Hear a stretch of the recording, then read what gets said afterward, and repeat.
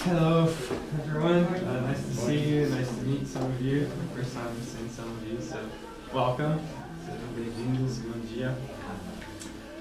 Before we start today, I just wanted to make an announcement that after our talk today, we then have our passes back here, and then after, we're going to change this room a bit, bring some tables because we have our AGM, which is our annual general meeting. It's something that we must do according to our status as a non-for-profit organization. So this is where, we talk about our finances, we talk about our board of directors and have elections and all that. So it's a bit of a meeting that happens afterwards. All the members and anyone is invited, as we'll also talk about what FSS will be doing in 2025 and all the different opportunities that there are to become a part, to volunteer, but also all the studies and all the talks that we have available throughout the year. So I invite you all to stay, and lunch will also be served. And it starts at 12:30, like I said, today. So that's it for announcements. And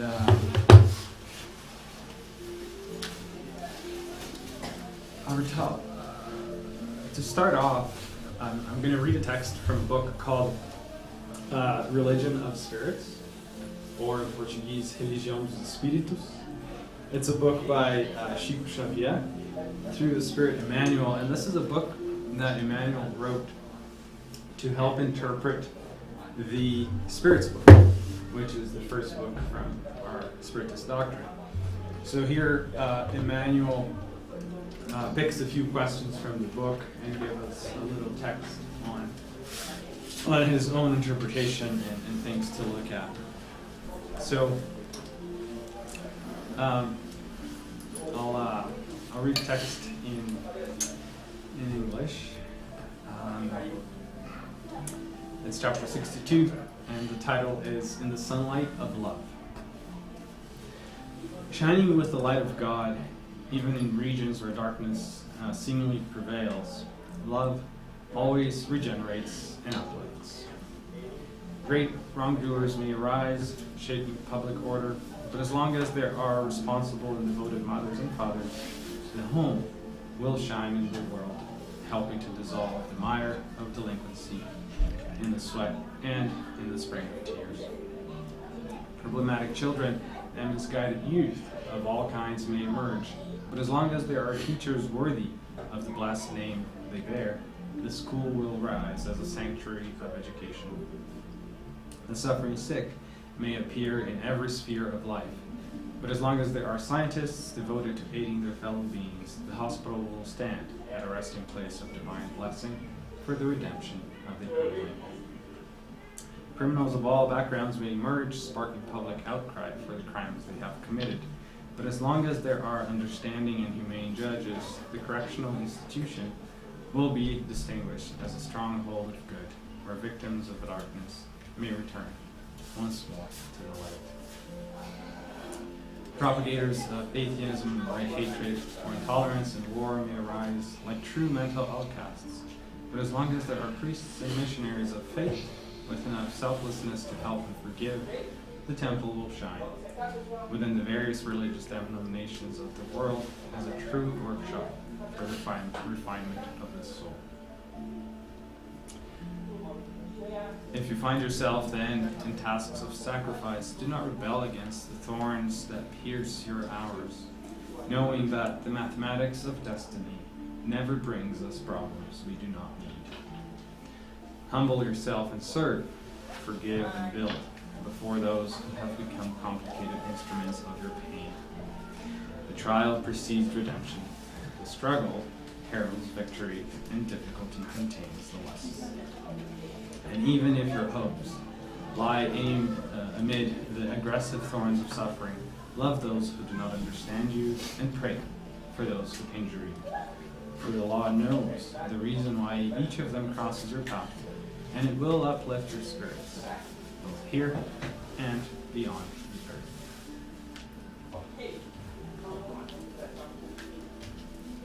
And before we do our prayer today, I wanted to put a song for us to listen. We usually don't do this, but it's a song that I think will help us through our talk today. I do apologize, the song is in Portuguese, but I have the lyrics up here if you'd like to follow along. And it's a song by a composer called Gonzaguinha in Brazil. The song is a little old, and it's called Sementes do Amanhã, or Seeds of Tomorrow. Those are the lyrics. And we'll just play it for a few minutes. You know, you can listen, close your eyes, whatever. But it's listen to the lyrics. They're quite nice.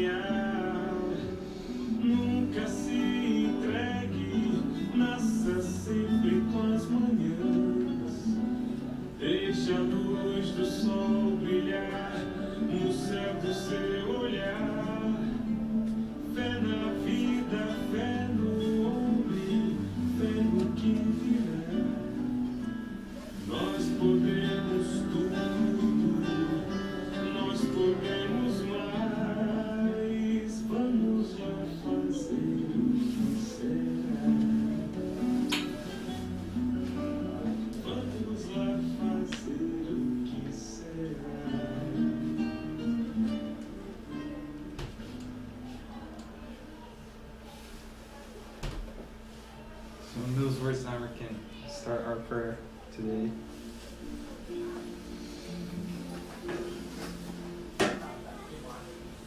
Elevating our thoughts, our feelings, connecting with our guardian angels, with our Master Jesus, and listening to those words again. Words of kindness, words of hope, words of courage, words of motivation. And above all, words of faith.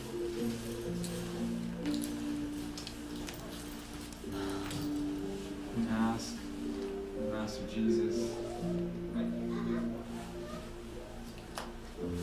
that you help us all here today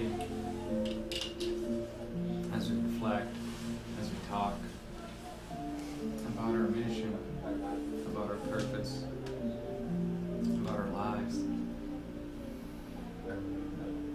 And we also ask that we may find some solace, some grace to our hearts, so we can feel the consolation that Spiritism can bring us, if we're open to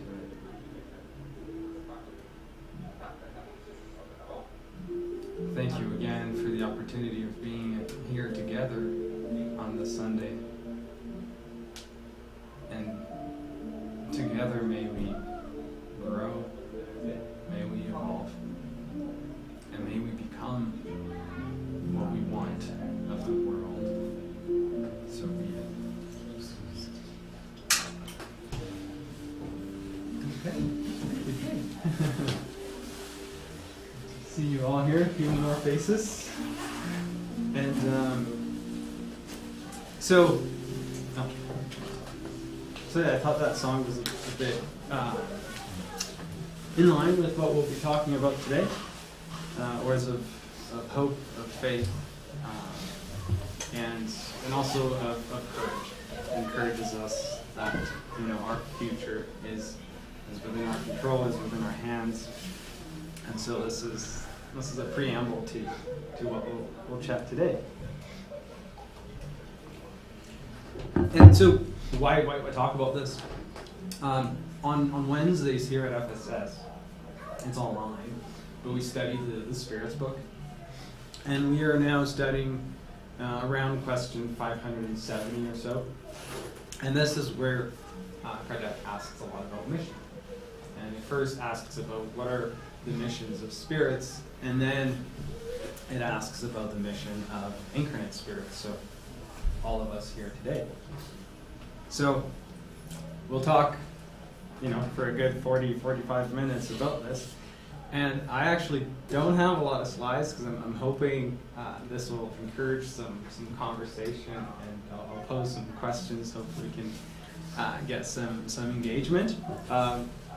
But most of the texts that you'll see today are questions from the Spirit's book, just to give us some grounding, some bases, and then we'll see what y'all have to say.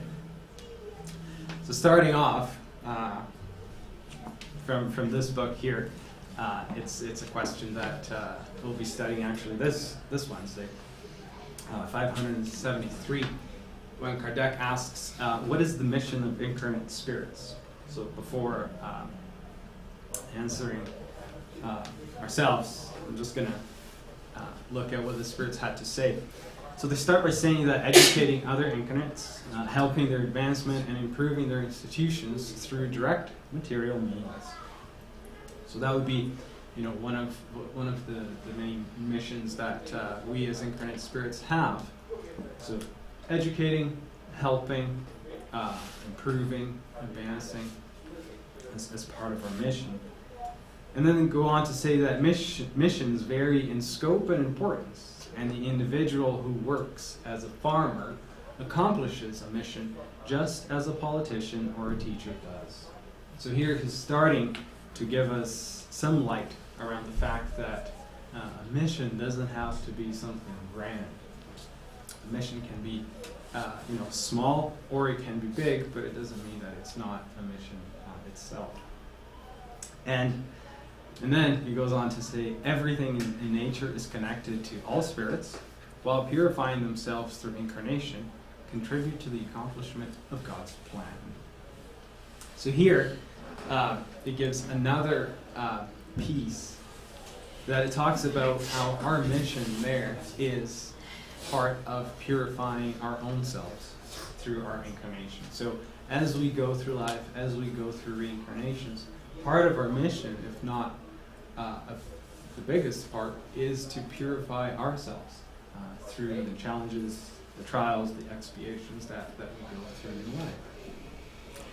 And then he says, that working on ourselves or purifying ourselves, that is part of a way. That's a way of us to contribute to the accomplishments of God's plan.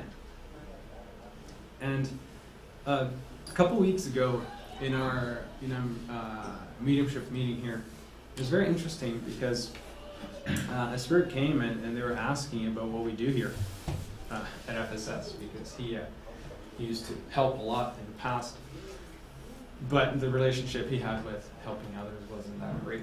So he was inquiring what we do here, and the person that was talking to that spirit, helping that spirit out, was very well. It was a very good conversation, and this person was telling what we do here. And then it was beautiful because at the end, the spirit, collected all that information, and he talked about the fact that, so it's very interesting that what you're saying, what the person helping that spirit was saying, was his conclusion that he had was, so instead of working for God, it feels like you're working with God. And that was such a profound reflection that the Spirit made. It also touched me a lot, because sometimes we have the idea of working for someone, or working for God's plan, working for Spiritism, and just that thought can cause a separation. It can bring us as, I'm working here for you, but you're over there, right? It's like there's a disconnect.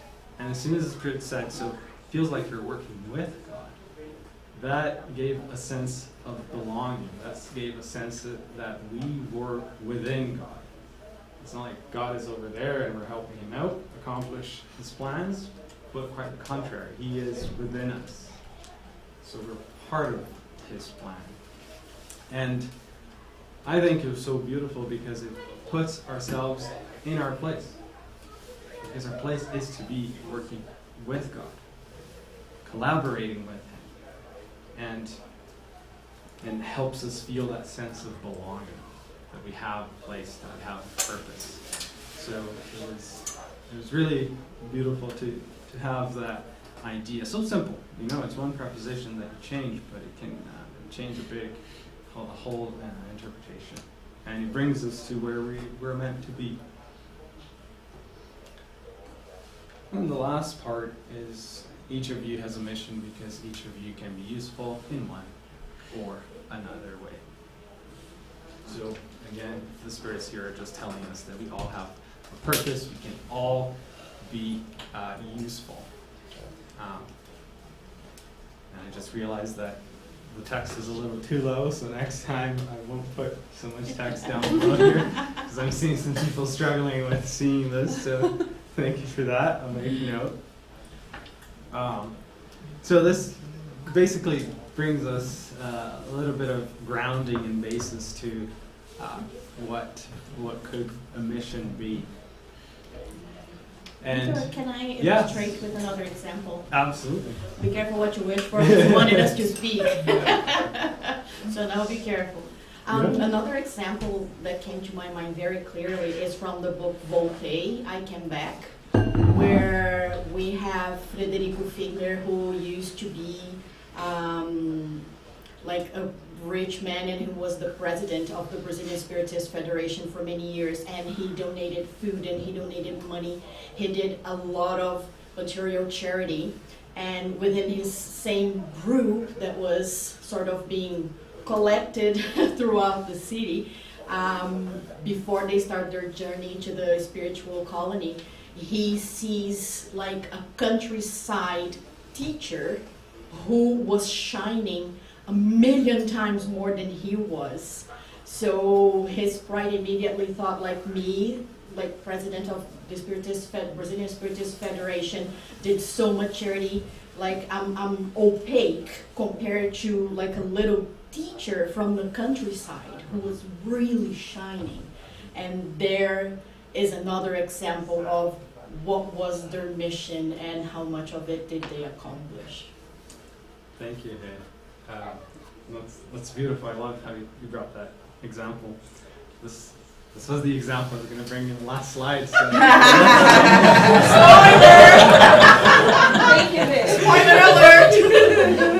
If we talk too much and you can't get to the last slide, that was true. It was just an introduction, sorry. So, Bill, it looks like I was meant to bring it in the beginning. So thank you. We did not do this together, just so you guys know. It was meant to be like that, I guess. Yes, it was meant to be like that. Are you reading question 150? Go ahead. I am, but go ahead. Everybody's spoiling his talk anyway. It looks like overnight we had a meeting about this. Yeah, come sit here. It makes my job a lot easier, so that's great. So, talking about what is a mission, then along the same questions, along the same area of the Spirit's book, we now take into what is the purpose of a mission. So one was what is, and the second one is what is the purpose of a mission. And Kardec gives us an interpretation, so it's his interpretation, it's not an answer from Spirits, on question 569. And he says that the purpose of a mission is always the good. So regardless of what that mission is about, the purpose is always to do good.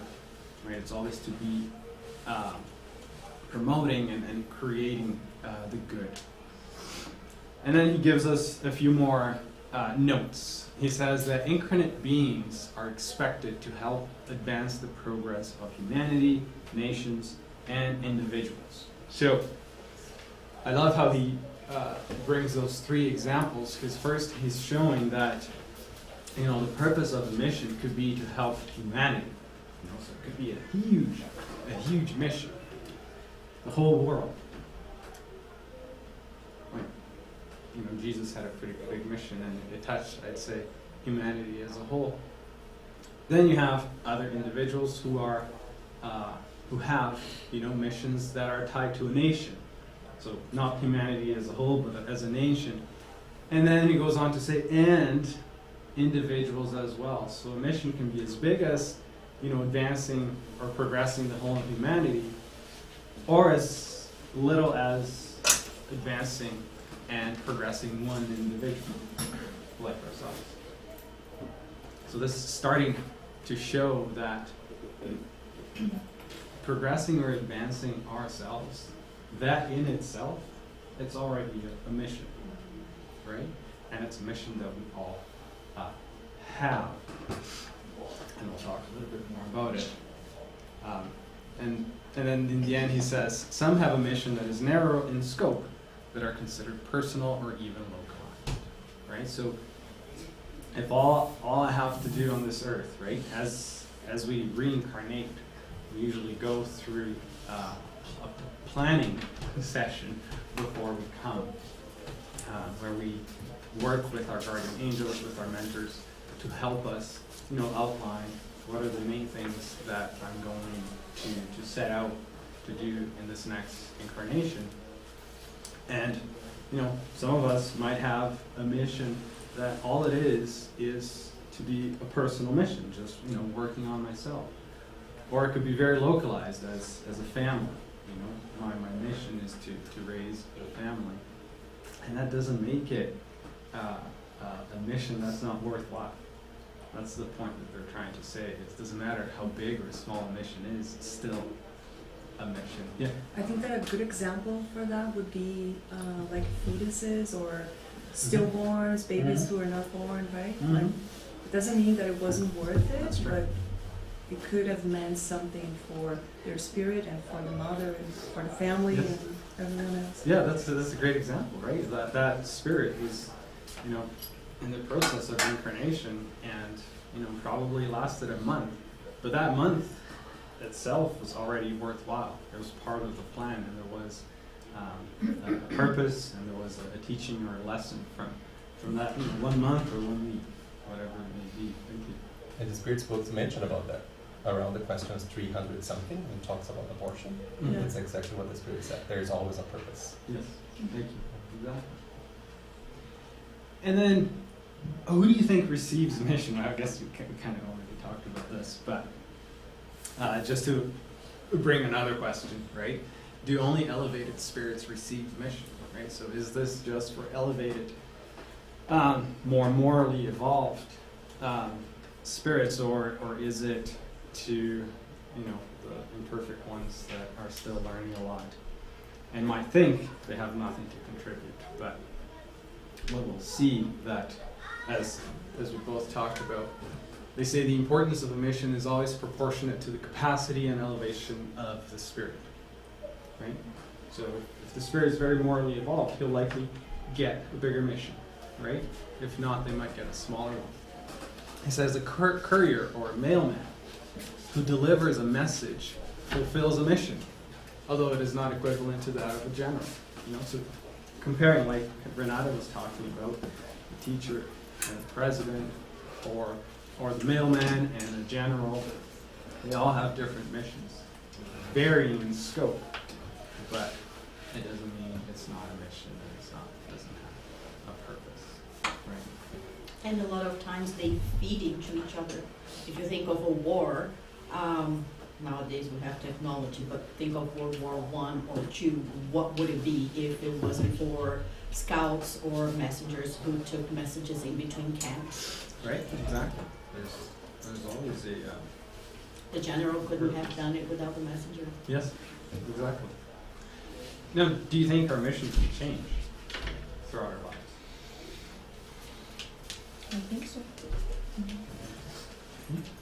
Makes sense. As we make progress, I think our mission can change. Absolutely. Exactly.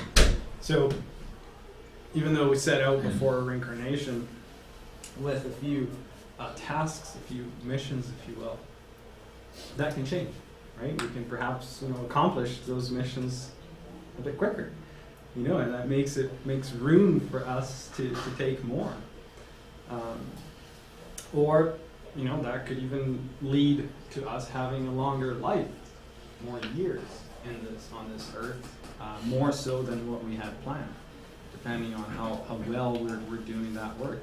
So we can be granted extensions to our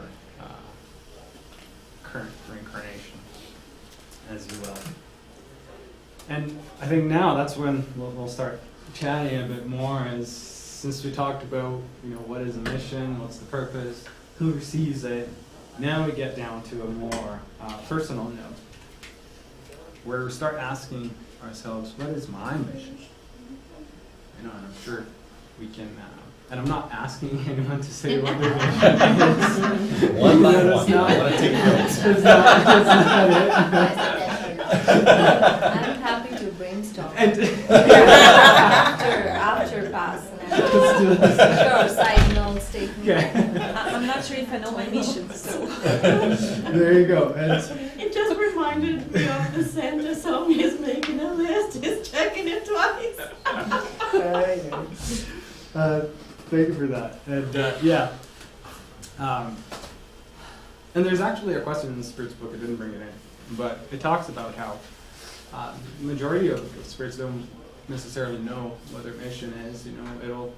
It'll start to make more sense as life grows, right? So for us not to create an expectation that, now that I've seen these questions on the Spirit book tonight, we're gonna get a light and my mission is gonna come, in the mail. But as to know that it's a progress, right? As we start to be more self-aware, we'll start to find out what those are. Now, the Spirits book, there is one question there that we have brought quite a bit here at FSS.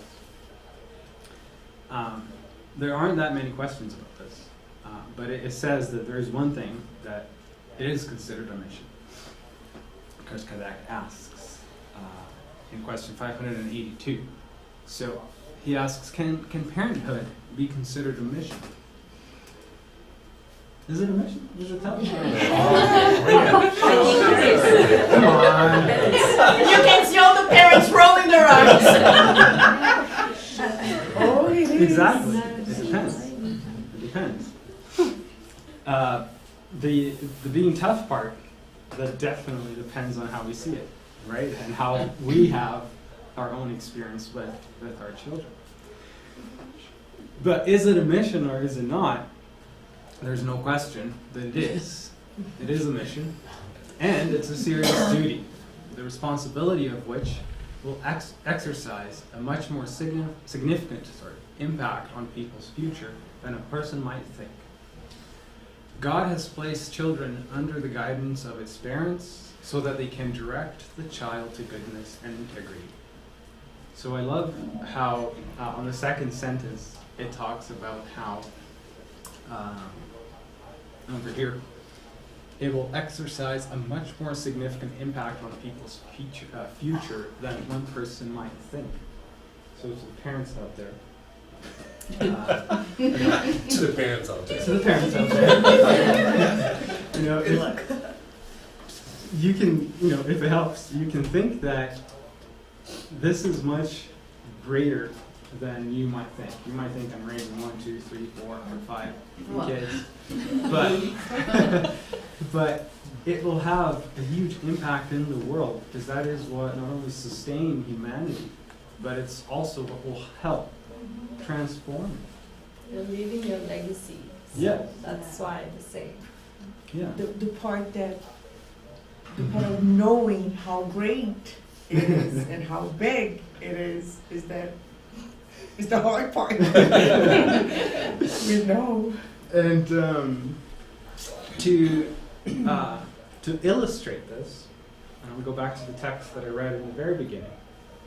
It's a text again by Emmanuel here in the book Religions de Spiritus, or Religion of Spirits, because it sheds some light on the importance of parenthood. He says that great wrongdoers may arise, shaking public order. But as long as there are responsible and devoted mothers and fathers, the home will shine in the world, helping to dissolve the dirt of delinquency. I love this passage because it brings to us a reflection about, people might come in this world and they might shake the public order, the geopolitical state, geopolitical affair, and it's bringing a lot of chaos to the world. And he says that as long as we have fathers and mothers doing their jobs at home, that in itself will help clean up all the mess that the wrongdoers do. So you're thinking of something geopolitical, something huge. How do we help fix that? One of the ways is by having devoted mothers and fathers. So that's the power of a home, right? That's the power of a family. It's to bring hope to humanity. And that's why we brought the song as well, to talk about hope. That even though we might think our mission is small, it can have huge consequences. So what is my mission? I'm going to bring this question 3 times. Now, Luis. There you go. Question 115. We call it one of the translation would be one of the trunk questions of the Spirit book. So one of the backbones of the Spirit book, one of the most important ones from the Spirit's book. 115. And I won't read the whole answer. But Kardec is inquiring the spirits with, are some spirits created good and others bad? He's trying to understand what is happening in the world. Why are some good? Why are they bad? So, were they created differently? Were they, God was, you're going to be a good one, you're going to be an evil one. How does that work? And he said that God created all spirits simple and unaware or ignorant, lacking knowledge. God has given them each a particular mission. And through that mission, the purpose of that mission is to enlighten them and help them gradually reach perfection through the knowledge of the truth and to rise closer to Him. So again, it's showing us that God has given us a mission, and that mission is to enlighten ourselves and to help ourselves learn and progress gradually. So if we didn't think working on ourselves, transforming ourselves was a mission, here is another indication that it is. So even though we're trying to find what is our mission, one of them we know already. One of them. It's pursuing yourself. Yes. There you go. Yeah. And it applies to all of us, right? It's We can have certainly more, but one of them. yeah. We know one of them. We That's know one right. of them. You know, that's one thing. You know, and arguably one of the most important, but that's up for debate. What was in your mind? Just briefly presented that. And when I look at that question, and I pair that question with the purpose, which is doing good. There were, in some of our studies back in the day, we know that we have that law that we forget, right? What we did in the past. And that those But observing our present, being more self-aware, it'll pretty much tell us what are the things we're being invited to transform or to evolve in this lifetime. What are the virtues that I'm being invited to work on myself this lifetime? Is it patience? Is it serenity? Is it love? And so on and so forth. Right? So that is working on ourselves. And the beauty of working on virtues is that we actually cannot do it alone. So if we think that working on ourselves is something, just me and myself, that's quite the opposite, because it's by living in society that we'll be exposed to those things that will push us to evolve. So much so that in the third part of the Spirit's book, when Kardec talks about the society law, our law of society, he says no one possesses the complete range of faculties. So nobody here has a complete range of faculties. Like we have all our virtues developed. And it is through social union that human beings can complete one another and mutually secure their well-being, because they need one another and they have been created for living in society and not in isolation. So working on ourselves is not something isolated. It's quite the contrary, actually, right? As I start to develop compassion, for example, I will be more compassionate to myself and also to others, right? It's something that builds upon, and they're not exclusive from one another. And also, I think sometimes people help us to see things we don't see in ourselves, right? So they are able to see like the big picture sometimes and help you to develop any required virtue that you have the opportunity to do. Absolutely. How would we be able to develop patience if we didn't have anyone around us? If no one tested us, If right? no one testing us, right? We wouldn't be able to develop it. For anybody wanting to develop patience, I advise having kids. Or maybe babysitting someone. Well, babysitting, you will always give them that. Yeah, it's pretty so It's a good intro course. yes. Good sample. There's a much less the commitment is much less. I wanted to end on this slide, asking ourselves, what is the most important part of the mission? And here is where I was going to bring the story from the book I Came Back, or Voltaire, but we already know it, so perfect. And this is exactly ties with what Juliana said. And also, a few months ago, we had a talk here talking about the Calvary of Jesus, or Calvário de Jesus, meaning the time when he was on the cross. And Marcella gave us a really good. Sorry to be calling out names. Marcella gave us also a really good reflection that all ties up to this. And Kardec said this again in question 569. We've already seen some of the explanation he gave, and this is the second part. He says that there are many spirit missions as there are interests. So the missions are vast. many types, whether in physical world or in the spirit world. And here's the most important part. Each spirit advances according to how it accomplishes the task with which it has been entrusted. So it ties up with Attila, Juliana, Renata, myself, what they talked about. It's not the what that matters. It's not the what of the mission that matters. What really matters is how I'm accomplishing it. Right? The garbage truck example is a great one. Right? It's not the what, it's the how. Right? How fruitful is that experience for those two people? One of them is able to submit to it and find the meaning. And the other one is still debating and still struggling with it. And not changing the job. Yeah, and not doing anything, about right? it, Yeah, yeah. exactly. And the other piece of example, the one that Renata talked about, right? How the person in the book, his mission was grand in a way. He did a lot.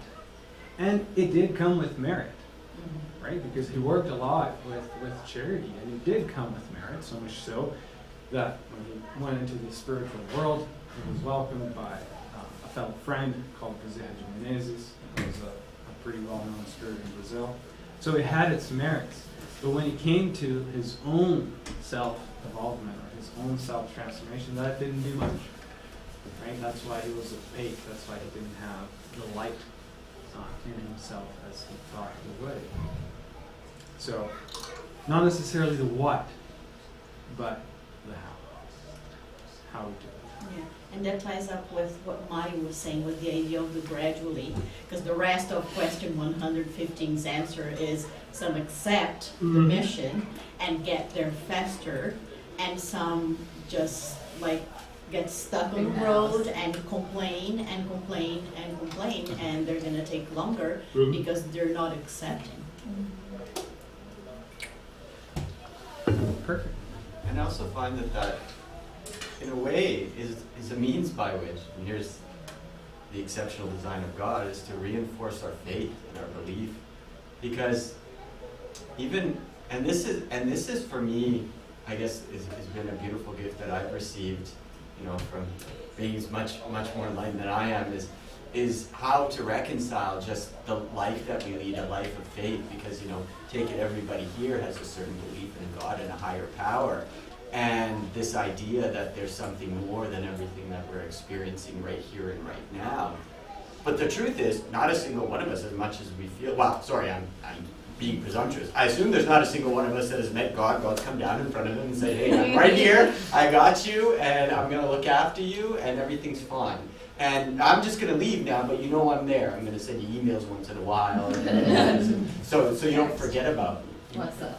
Yeah, WhatsApp. Well, yeah, he's going to join the FSS WhatsApp group, right? So the point is, though, is that we take it on something we feel, on something we believe, on something we live each and every day. And for me, what has kind of just consoled me with the whole thing is that I once had this moment where I said, well, and I don't know, so I don't think it was ever asked, but it's something that I was inspired to ask. Well, what if I'm wrong? What if really, let's say it actually isn't a God? I die, it's all over, you know? All of this that we're believing is absolutely wrong, and it just ends.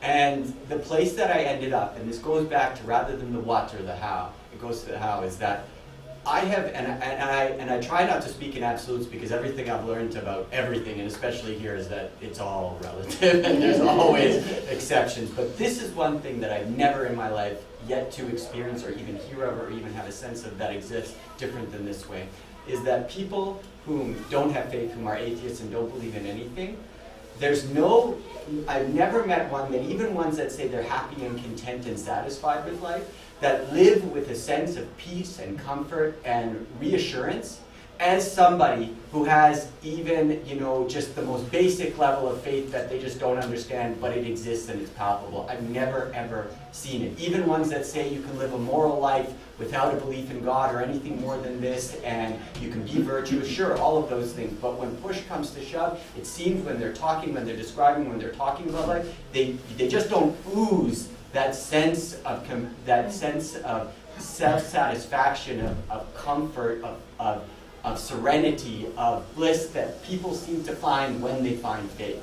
And so my conclusion is, I don't know if any of this is true. Ultimately, I don't have proof to give anyone. But I'll say this, if all I get is the end of my life, and I can say nothing about it, I find I had a great ride and I had and I felt real good along the way doing it, that how is worth an entire existence of believing in something that ultimately I find out was wrong, and I don't believe it is. But then the what becomes really just secondary, or all of a sudden meaningless. And what else is there in a beautiful life but just to have beautiful experiences and say, that's what my life was, And is there anything more beautiful in a gift of faith than that, and in a sense of a mission than that? Thank you to that. And, even if we get to the end and it's like, oh, could have done this better, we'll have a second and a third and a fourth chance to come and try again. Victor, Yeah. can I say something? Yeah. Very quick. Very quick. I'll try. Famous The lesson. first time, because first time that you show the question, what is my mission? You show the question, I think, 3 or 4 times, Yes. right? Since the first time, I keep thinking about that, because sometimes there are people that can try to find all the time, what is my mission? And what I think is that your mission is definitely not to find what is your mission. This is not your mission. That's a distraction. Yes, this is a distraction. So it doesn't matter, to be honest, what is your mission. Because the mission is basically knowing and basically knowing the purpose, and the purpose is doing good no matter what. So maybe, and this comes with the garbage truck driver, because he was struggling maybe, why am I doing that? What I'm trying to say is, our mission should be do the good in our day-by-day tasks, in the most simple actions that we have in our day-by-day. And this is what makes the extraordinary, the simple like life, the simple actions of our lives. And it's doing the good. In the little mug that you show, it was there was a message that Eduardo he told me. This is a beautiful message, like what good show. I don't know. Yeah. Oh yeah, the mug. Oh, sorry. The mug that you show, Yeah. and this should be our mission every day. When we wake up in the morning, Yeah. what good should I do this day? And this is our mission. It's like you find every day in the morning when you woke up and you are having your cup of coffee and you ask this question to you, what good should I do this day? And that's it. You don't have to You are a complicate it. missionary, but you are a missionary of your own life. And when you accomplish your mission in your own life, and everyone does that, everyone do that. I don't know what happened. So everyone does that, you are definitely helping the whole world accomplish the mission. So do not waste time trying to understand, trying to know what is my mission. Doesn't matter. Do the good, and that's it. Do the good when you are driving, when you are like talking to your son, when you are in your work, and that's it. You are definitely in the right path. Yeah. Yeah, thank you, Marcella. That's beautiful. Isn't doing the good to yourself, just Yeah. knowing what you need to change. Back to question 115. That is doing the good to our own selves. Because if we miss that opportunity, yeah, we can. Totally. We'll have another ones, but now that we have this information, why not? Why not take in doing the good with our own selves? Not in a selfish way, just take care of myself. Forget about the others. But let's investigate. What are the things that are not working well with me, right? That I need to change. And this comes in your most simple things that happen in our life. In the transit, in your work, like you're watching a TV and make a bad comment, you talk with your husband, with your kids. In the most simple. That's why I like what a leader says. The biggest project, the biggest thing that we can do is our self-transformation. We have control over it. No one else. I wish I could outsource to a consultant and do the work for me. But no, we can't. So that's the biggest thing that we can do is that self-transformation. Knowing what needs to change. And yeah, it requires some effort. It requires some effort. Right? A lot. It's A simple, lot. but it's a And lot courage. of hard It's work. a lot of hard work. No, but let's Yeah. make it in a sense that do not complicate stuff. Like, do the good. It's not that hard sometimes, and even when it's very, very, very easy, you make like the incorrect choice sometimes. You know, do not gossip. Do not, you know what I mean? Simple. Yeah. Simple actions. Thank you. Thank you all. And we're going to end now. Thank you. I asked for it, and I'm glad. I'm glad you all Careful what you wish contributed. for. It was amazing. Thank you. And it worked beautifully. So we're going to end in a prayer, and then we'll go into our passes back here. There'll be someone by the water here directing people. Hello? Yes. Remind us about the AGM. Right, yes. We have an AGM here right after our service, so at 12:30 or so, we're having our annual general meeting here for FSS, and we'll have lunch as well, so you're all welcome to stay. Thank you. Okay. And we're closing our eyes. Nope. Elevating our thoughts to our Master Jesus, to our guardian angels, and finding that peace within our hearts, finding that consolation, finding that acceptance, finding that solace, being able to breathe in the here and the now, and with the courage and the motivation to stand up and plant seeds for tomorrow. We thank you, Master, for all we've talked about here today, for all the beautiful reflections, and we ask that we may be able to bring those to our lives, and asking ourselves constantly, what good can I do today? Thank you, and so be it.